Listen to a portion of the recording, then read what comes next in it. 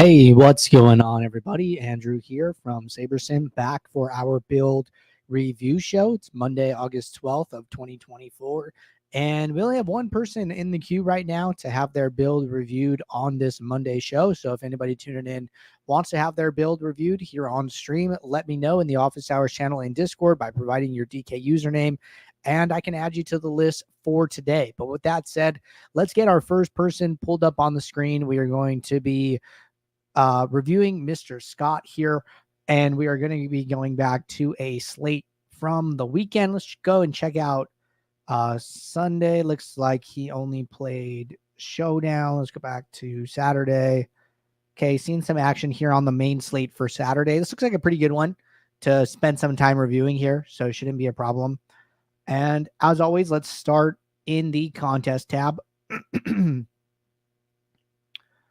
So this looks good, right? This is a good start. This is what we like to see, playing some of these smaller dollar single entries here, prioritizing the solo shot over the mini max. See how he has 20 lineups in the solo shot, and then he puts some entries into the mini max. Just, however many still make sense for his bankroll. I think this is good.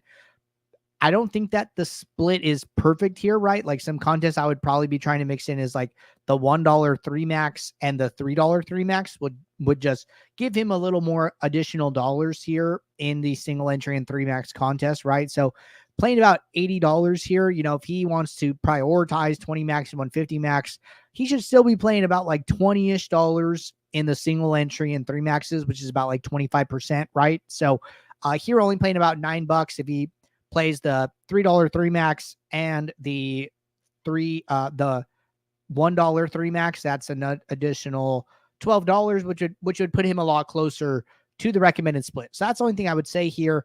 Don't forget about like the quarter jukebox, those dime times, especially like the bigger dime times, right? Like the 3,500 entry ones, those are still good contests to play. So don't leave those out of your contest mix, but overall on the right track here, just some small recommendations. Let's jump into the solo shot here and see how he did.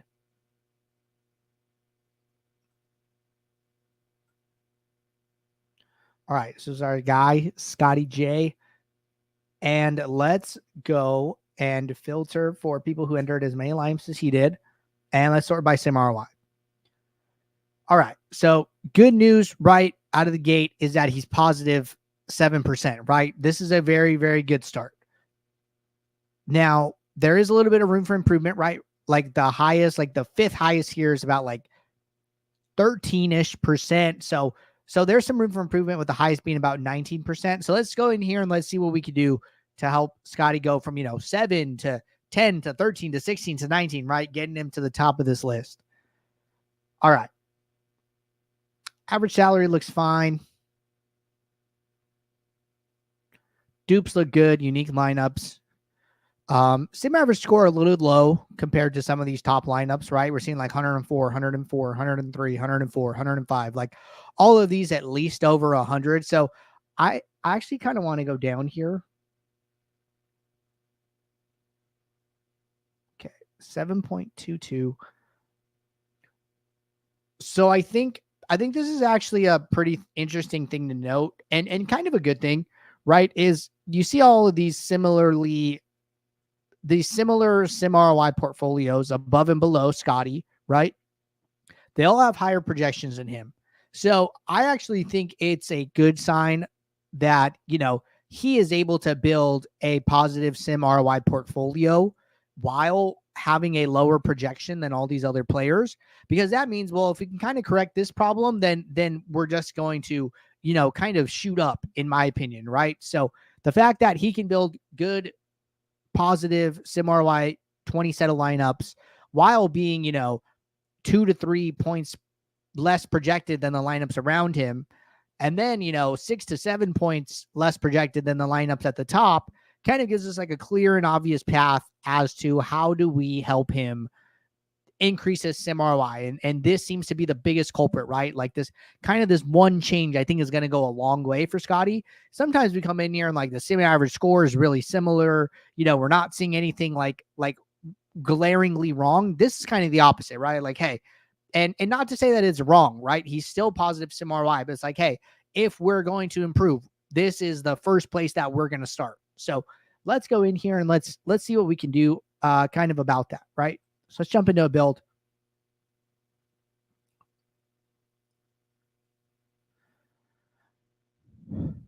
And we're just waiting for this build to load up. All right.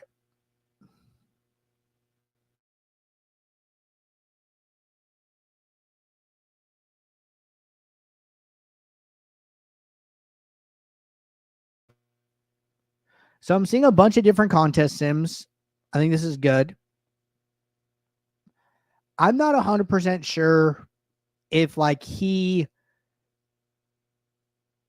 altered stuff in this build after the slate was over.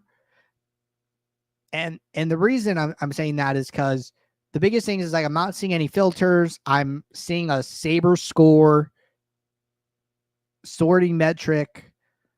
You know, he's looking at all 5,000 lineups in his pool. So not 100% sure what's going on there. No rules. So a little interesting, right? Let's imagine that this was actually how he built his lineups, which I'm not sure, right?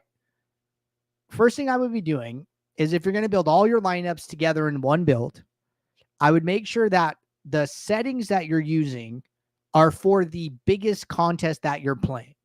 So in this case, that would end up being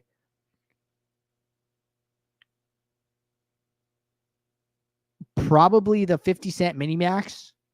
So if I'm going to build all my lineups together, what I'm going to do is I'm going to set the entry limit to 150, and then I'm going to set the entries to the entries for that contest. And let's assume it's, you know, like 17,000 entries or something like that. Okay. So Scotty's here, he said I built them all separately.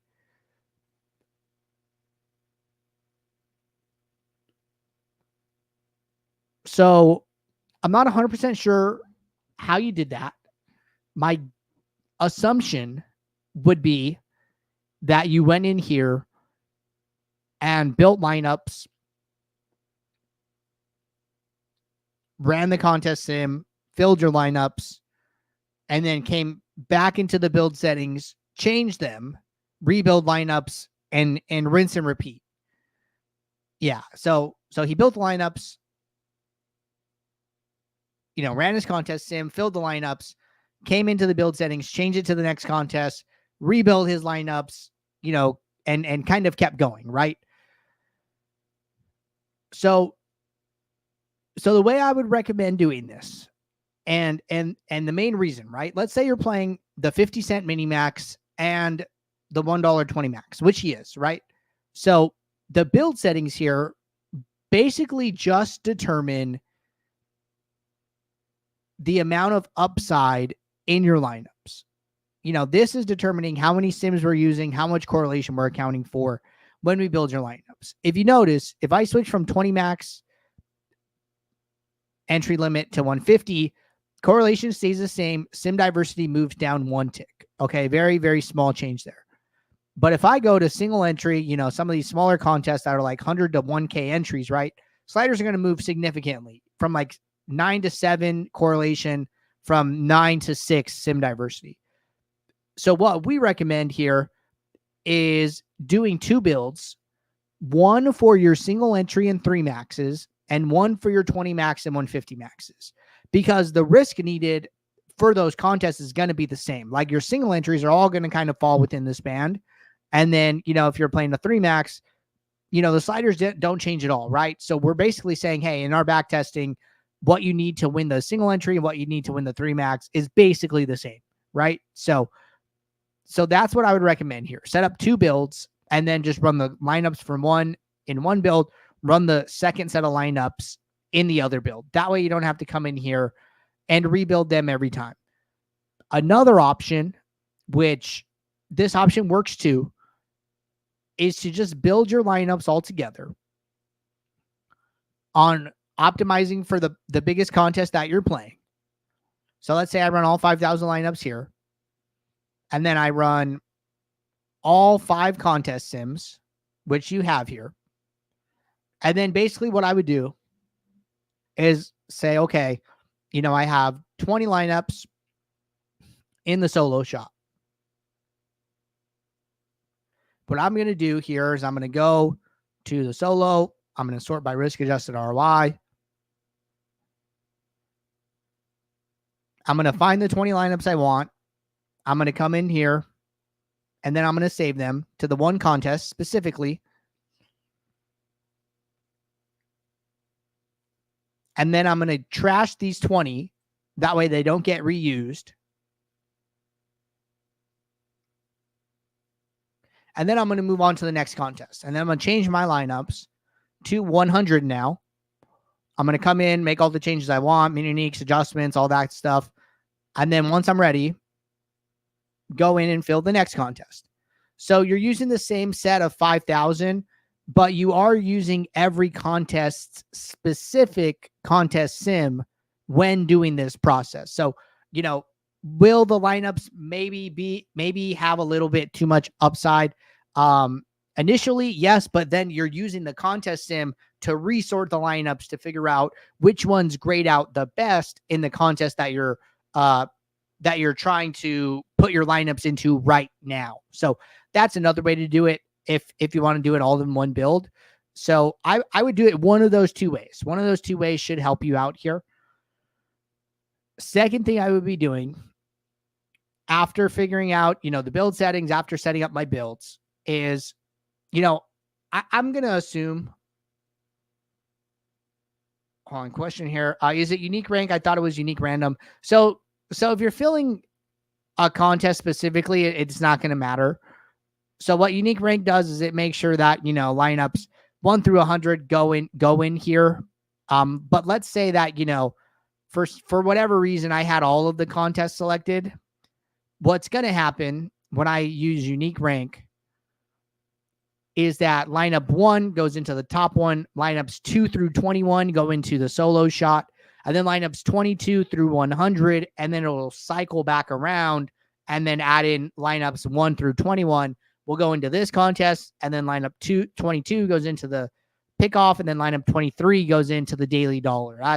That's all based on, the order that you have it in, right? If I were to move this around and then say, I did it this way where the 100 entry was first, then lineup 1 would go into the chin music, lineup 2 to the pickoff, lineup 3 to the daily dollar, lineup 4 through 24 into the solo shot. If I use unique random, then it's going to assign them randomly and make sure that basically all 100 lineups would go into the mini max, and then the other 23 entries would randomly get assigned 23 of the 100 lineups that we have. But I just changed it because I don't know.